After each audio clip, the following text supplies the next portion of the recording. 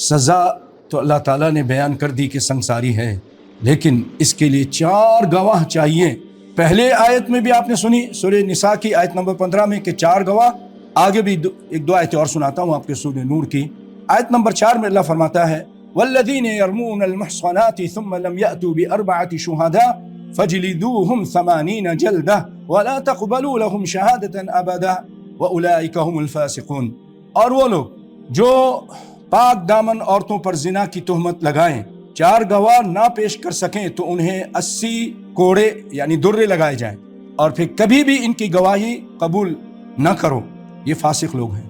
4 گواہ چاہیے، اور چاروں گواہ ان کا بیان ایک جیسا ہو، اور بیان میں یہ چیز واضح ہو کہ ہم نے فلاں کو فلاں کے ساتھ اس طرح کرتے ہوئے دیکھا، جیسا کہ نبی صلی اللہ علیہ وسلم نے ماعز اسلمی سے پوچھا تھا کہ کس طرح تم نے کیا ہے، کیا جو سرما سلائی ہوتی ہے اور سرما دانی میں داخل کی گئی اس طرح دیکھا؟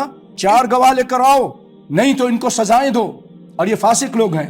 اس کے بعد ایک اور آیت ہے، آیت نمبر 13، سورۃ نور کی ہے آیت نمبر 13۔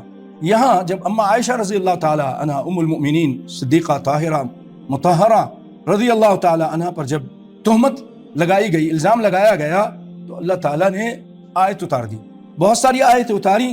اس میں یہ بھی فرمایا لولا جاءوا علیہ بأربعة شہداء، کیوں نہیں لے کر آئیے اس بات پر، اس تہمت پر، اس الزام پر 4 گواہ؟